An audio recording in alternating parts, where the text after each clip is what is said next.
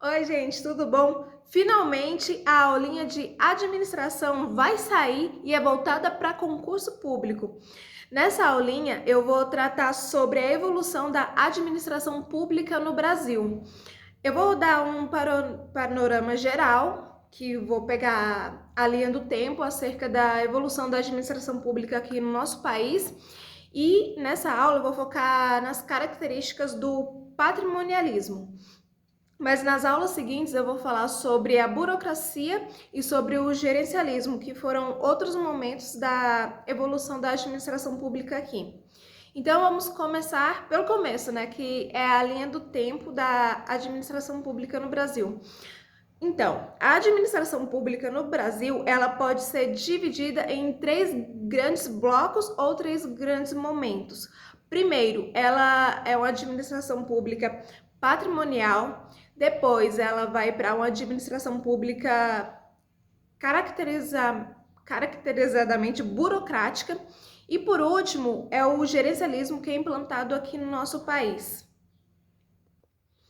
O momento da administração pública patrimonial, ou também, ou melhor, né? O patrimonialismo aqui no Brasil, ele pega o período de 1500 até o período de 1930.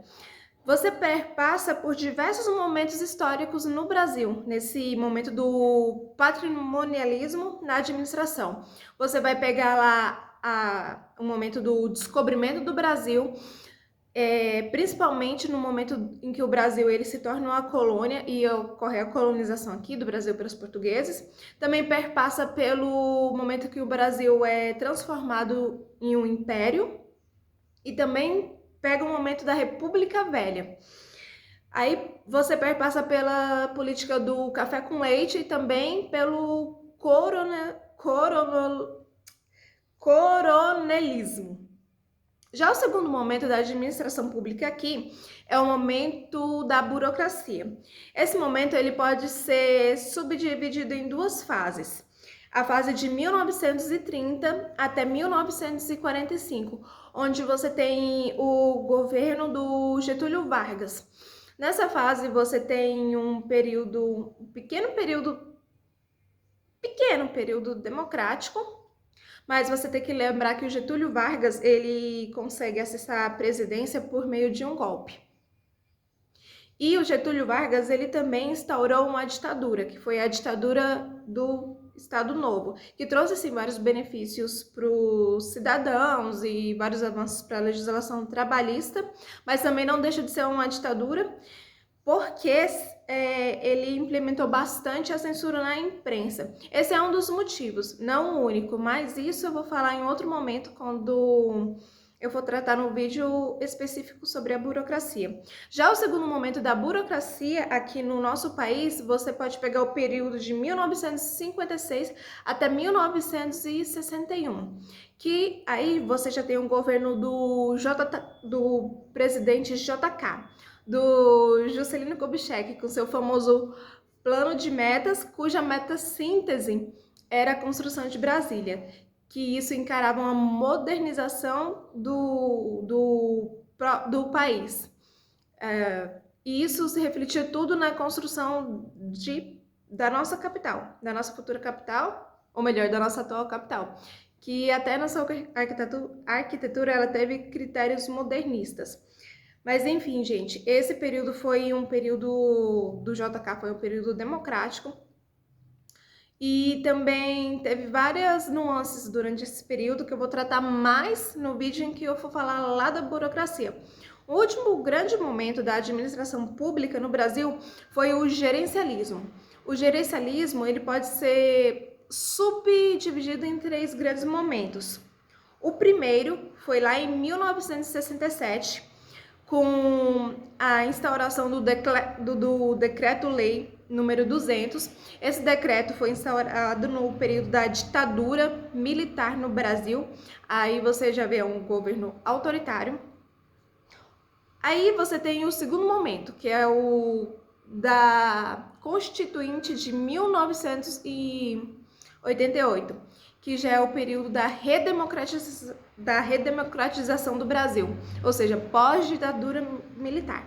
E o terceiro momento, você tem lá com o Pedrai, já sobre a presidência do José Sarney.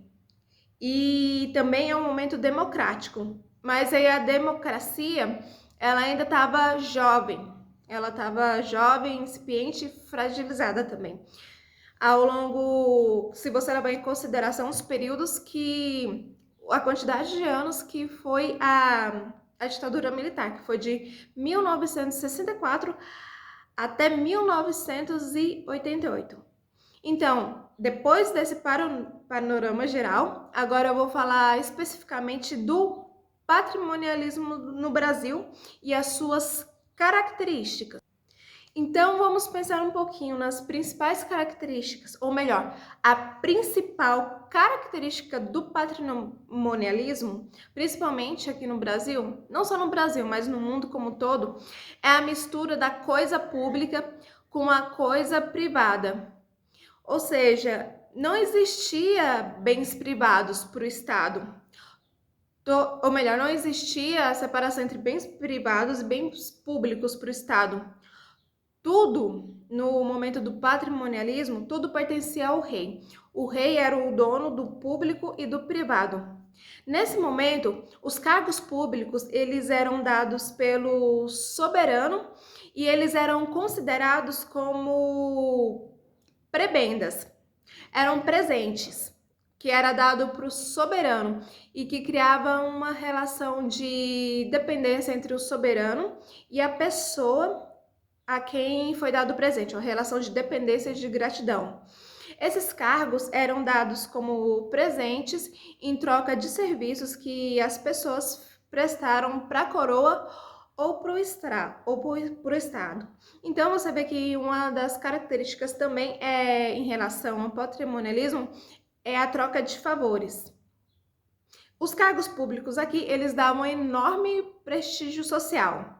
É como se lá no topo da sociedade estivesse a realeza, um pouquinho abaixo os seus nobres e um pouquinho abaixo você tivesse lá as pessoas que ocupavam cargos públicos no Estado. E geralmente, e a grande maioria das pessoas que ocupavam cargos públicos para o Estado e estavam a serviço do rei eram os nobres também. Então, o Estado, ele era administrado pelo rei.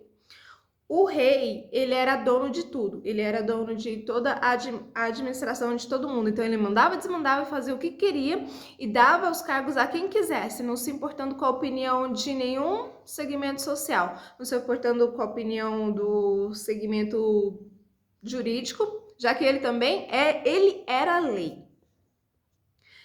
E por causa disso, ocorria muita corrupção e muito nepotismo também. O nepotismo é quando você dá o cargo público ou dá o emprego a uma pessoa só porque a pessoa é seu parente.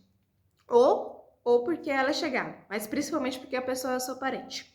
E também muita corrupção, porque você poderia ter a possibilidade de comprar aquele cargo público por meio de grana mesmo, ou por meio dos favores que você fornecesse a quem estava ali, a quem era o dono do cargo público, quem era o dono do poder.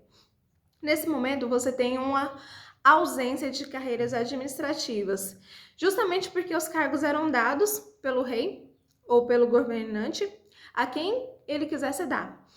E mais uma coisa, as demandas sociais nesse momento, elas eram praticamente ignoradas, porque a única coisa que o soberano se preocupava era em manter a segurança do Estado, assim, protegendo o Estado contra invasões de estados estrangeiros e também contra distúrbios dentro do próprio Estado.